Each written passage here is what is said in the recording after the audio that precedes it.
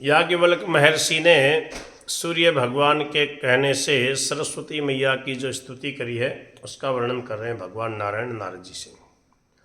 याज्ञवल्क्य बोले, हे जगज्जननी, गुरु के शाप से इस प्रकार मुझ विनष्ट स्मृति वाले, निस्तेज, विद्याविहीन तथा दुखित पर कृपा कीजिए।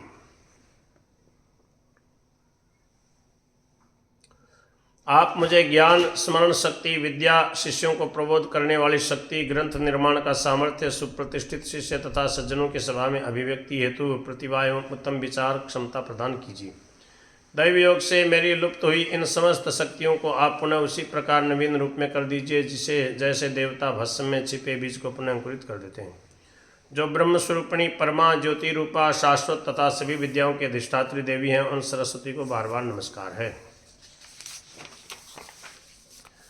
विसर्ग, बिंदु तथा मात्रा, इन तीनों में जो अधिष्ठान रूप से विद्यमान हैं तथा जो उनके अधिष्ठात्री देवी हैं, उन नित्या देवी को बार बार नमस्कार है। वे भगवती सरस्वती व्याख्या स्वरूपिणी तथा व्याख्या की अधिष्ठात्री भी हैं, जिनके बिना सुप्रसिद्ध गणक भी गणना कार्य नहीं कर सकते तथा जो साक्षात काल संख्या स्वरूपिणी है, उन देवी को बार बार नमस्कार है।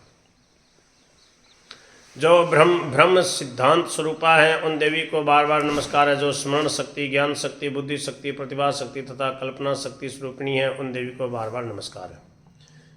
एक बार जब सनत कुमार ने ब्रह्मा जी से ब्रह्म ज्ञान के विषय में पूछा था, उस समय ब्रह्म सिद्धांत की व्याख्या करने में वे ब्रह्मा मुख की भांति अक्षम हो गए थे। उसी समय स्वयं परमात्मा श्री कृष्ण वहाँ आ गए और उन्होंने कहा, हे प्रजापति, आप भगवती सरस्वती को अपनी इष्ट देवी बनाकर उनकी स्तुति कीजिए।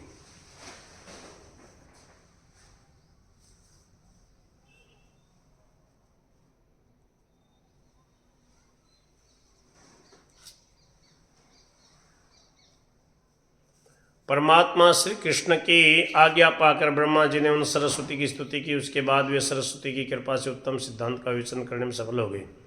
इसी तरह जब पृथ्वी ने शेषनाग से ज्ञान का एक रहस्य पूछा था,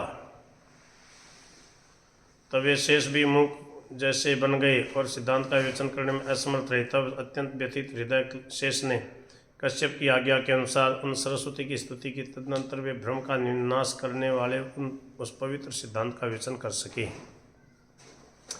ऐसे ही जब व्यास ने वाल्मीकि से पुराण सूत्र पूछा, तब वे मौन हो गए और तब उन्होंने उन्हीं जगदम्बा सरस्वती का स्मरण किया। तत्पश्चात उनके वर से भ्रम रूपी अंधकार को मिटाने वाला ज्योति सदृश निर्मल ज्ञान प्राप्त करके मुनीश्वर वाल्मीकि पुराण सिद्धांत का प्रतिपादन करने में समर्थ हो सके। भगवान कृष्ण के अंश से उत्पन्न व्यास जी ने उस पुराण सूत्र को सुनकर उन कल्याणमयी सरस्वती को जाना और पुष्कर क्षेत्र में 100 वर्षों तक उनकी उपासना की। हे माता, तत्पश्चात आपसे वर प्राप्त करके वे श्रेष्ठ कविंद्र हुए और उसके बाद उन्होंने वेदों का विभाजन तथा पुराणों की रचना की। जब इंद्र ने भगवान शंकर से तत्वज्ञान के संबंध में पूछा, तब क्षण भर उन सरस्वती का ध्यान करके ही शिवजी ने उन इंद्र को ज्ञानोपदेश दिया। हे माता, जब इंद्र ने शब्द शास्त्र के विषय में बृहस्पति से पूछा, तब उन्होंने पुष्कर क्षेत्र में दिव्य 1000 वर्षों तक आपकी आराधना की।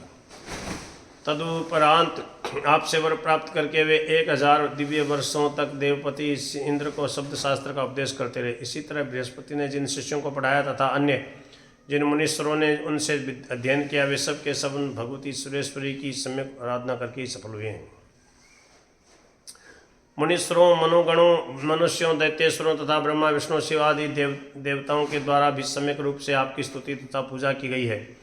1000 मुख वाले शेषनाग, 5 मुख वाले शिव तथा 4 मुख वाले ब्रह्मा भी जिनकी स्तुति करने में जड़वत हो जाते हैं, तब मैं साधारण सा मनुष्य एक मुख से उन आपकी स्तुति कैसे कर सकता हूँ। हे नारद, इस प्रकार स्तुति करके याज्ञवल्क्य मुनि भगवती सरस्वती को प्रणाम करने लगे। उस समय भक्ति भाव से उनका कंधा झुक गया था। वे आहार रहित थे तथा बार बार रो रहे थे।